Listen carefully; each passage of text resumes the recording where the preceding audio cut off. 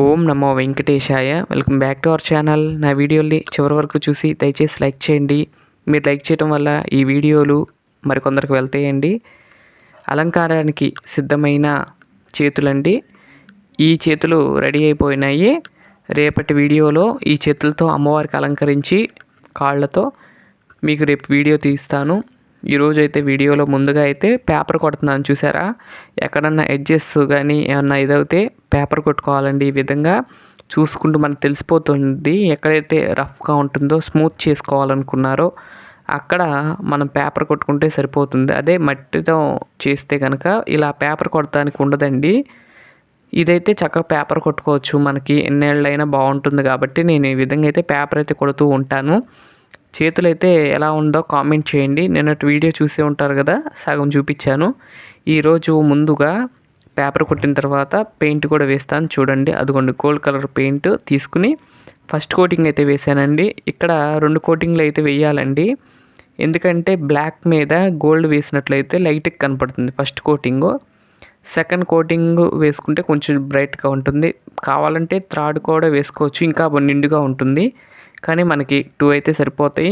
3 అనుకోండి, మళ్ళీ వేసామంటే కొంచెం మందంగా ఉంటే మళ్ళీ బాగోవు. ఆ షేప్ అయితే మనకు అర్థం కాదు. కాబట్టి నేనైతే 2 కోటింగ్స్ అయితే వేస్తూ ఉంటాను.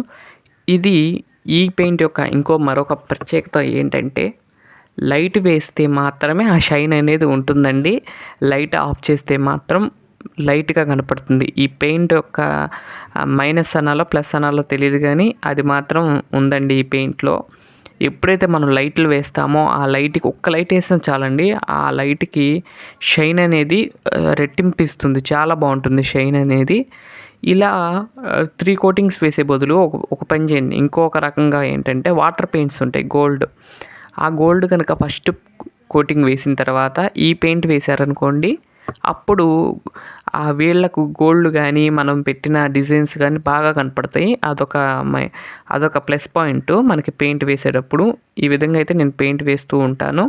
చూశారు కదా, 2 కోటింగ్స్ వేసి దేవతా విగ్రహాలకు కూడా నేను కవచాలు అయితే తయారు చేస్తూ ఉంటాను కదండి, వాటికి కూడా వేస్తూ ఉంటాను. అలాగే మీరు కొంతమంది కొన్ని ప్రశ్నలు అడిగారండి. వాటిలో ఒకటి వెంకటేశ్వర స్వామి విగ్రహము ఎక్కడ చేయించారు ఏంటనేది.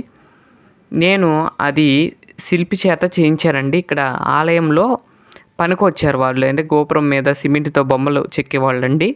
వాళ్ళ దగ్గర నేను చేయించుకున్నాను. అది సుమారు 4,000 పడిందండి. అది వాళ్ళ మెటీరియల్ మొత్తం టెంపుల్ వాళ్ళదేనండి. అక్కడ చేస్తున్నారు కాబట్టి ఏదో చేసి ఇచ్చారు. మనకి సపరేట్గా చేయించాలంటే చాలా అవుతుంది. అదే 4,000 పెట్టుకుంటే రాతి విగ్రహం వస్తుంది. లేదంటే తిరుమలలో వెళ్ళినప్పుడు తిరుమల గోవిందరాజ స్వామి టెంపుల్ దగ్గర ఉన్న సరౌండింగ్స్ తిరిగితే లేపాక్షిలో కానీ చెక్కవి దొరుకుతాయండి. ఆ 4,000 కన్నా 3,000లోనే మీకు చక్కగా మా ఇంట్లో ఉన్న వెంకటేశ్వర స్వామి విగ్రహం అయితే దొరుకుతుంది మీకు. అక్కడ ట్రై చేయండి. అలాగే వెంకటేశ్వర స్వామికి ఉన్న ఆభరణాలన్నీ కూడా నేను రెడీ చేసుకున్నానండి ఓన్గా ఎంసీఎల్తోనే. ఈ విధంగా అయితేనే తయారు చేసుకున్న ఎంసీఎల్తో. మీకు నచ్చితే కనుక ఇవి చూడవలసిందిగా కోరుకుంటున్నాను. అప్పుడు విగ్రహం చెక్కినప్పుడు వీడియో ఉందండి. ఆ వీడియో కుదిరితే ఇక్కడ లింక్ ఇస్తాను, చూసుకోండి. డిస్క్రిప్షన్లో ఇస్తాను, లింక్ చూడండి ఎలా ఉంది ఏంటనేది. వాటిలో ఎవరు చేశారు ఏంటనేది డీటెయిల్స్ మొత్తం ఇచ్చాను. ఆ వీడియోని కూడా ఒకసారి చూడాల్సిందిగా కోరుకుంటున్నాను. నిన్న వెంకటేశ్వర స్వామి విగ్రహం పెట్టాను కదండి, అది చాలా వైరల్ అయిందండి. చాలా బాగుందన్నారు చాలామంది కూడా. నాకైతే చాలా ఆనందంగా ఉందండి స్వామివారిని చూస్తుంటే మాత్రం. ఈ విధంగా అయితే ముందుగా కొబ్బరి తాళ్ళతో మొన్న కాళ్ళకి ఎలా చేసుకున్నామో ఇదే విధంగా కొబ్బరి తాడుని చుట్టూరు చుట్టుకోవటమేనండి. 2 కాళ్ళకి 2 చేతులకి ఈ విధంగా అయితేనే చేశాను. చేతులకి ఎలా చేసామో చూస్తున్నారు కదా. ఇక్కడ షేప్ చూసుకోవాలండి. ఎలా అంటే ఈ షేప్ ఎలా ఉండాలంటే, కింద స్టార్టింగ్ మణికట్టు దగ్గర సన్నగా వచ్చి భుజంకి లావైపోవాలి. ఆ షేప్ వచ్చేలాగా మనం చూసుకోవాలి. నేను కూడా ఇక్కడ చూడండి, అదే షేప్ వచ్చేలాగా నేను తీశాను. మీరు కూడా ఇదే షేప్లో వచ్చేలాగా చేసుకున్నట్లయితే బాగుంటుంది. అప్పుడు నీట్గా కనపడుతుంది. చూసారా ఈ విధంగా. తర్వాత ఈ దారం ఎందుకు కొడుతున్నాను అని డౌట్ రావచ్చు మీకు. ఎందుకంటే ఇది ఊడిపోకుండా ఉంటుందని, తాళ్ళు ఎప్పుడన్నా లూజ్ అయ్యే అవకాశం ఉంటుందని చెప్పి నేను ఏం చేస్తున్నానంటే ఈ విధంగా అయితే వేస్తున్నాను. ఆ తర్వాత ఇంకో చేయి తీసుకున్నా కదండి, ఆ చేయికి కూడా ఫస్ట్ చేయి ఏ విధంగా అయితే వేసానో కవర్ చేశానో అదే విధంగా కొబ్బరి తాడుతో కవర్ చేస్తున్నానండి. ఇది చేసేటప్పుడు మాత్రం చాలా జాగ్రత్తగా ఉండండి. ఎందుకంటే టైట్ రావాలి మనకి, అది ఆ ఐరన్కి బాగా పట్టుంచాలి. అలా అయితేనే మంచిగా ఉంటుంది. ముందుగా అయితే సపోర్ట్గా మనం వేసాం కదండి కాటన్ది, అదే విధంగా వేసుకోండి. సిల్క్ది మాత్రం వేయబాకండి దయచేసి, ఎందుకంటే అది జారిపోవటానికి అవకాశాలు ఉంటాయి కాబట్టి మీరు కాటన్ది వేసుకున్నట్లయితే చాలా బాగుంటుంది. నేనైతే కాటన్ది అయితే వాడాను. ఆ తర్వాత ఈ విధంగా రెండో లేయర్ అయితే మెల్లగా వేసుకుంటూ వస్తున్నాను.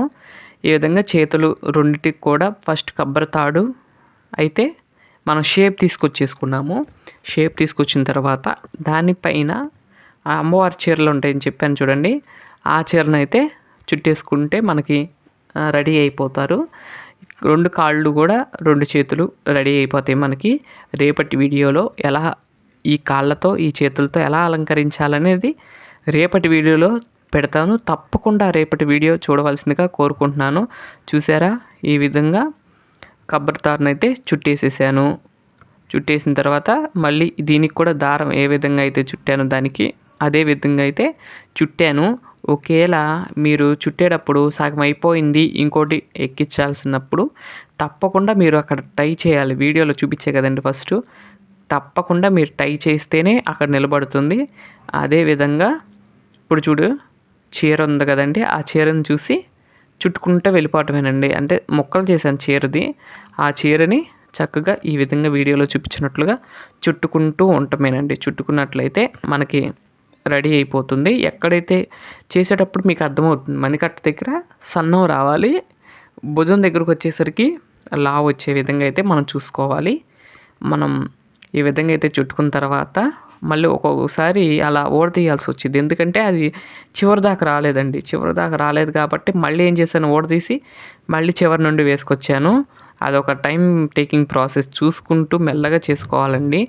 మనకి నచ్చినట్లుగా మన కాళ్ళు చేతులు రెడీ చేసుకున్నాం. ఆ తర్వాత స్వామివారికి లేదా అమ్మవారికి కూడా అలంకరించుకోవచ్చండి. స్వామివారికి అలంకరించుకోవచ్చు, అమ్మవారికి అలంకరించుకోవచ్చు, రకరకాలుగా అలంకరించుకోవచ్చు.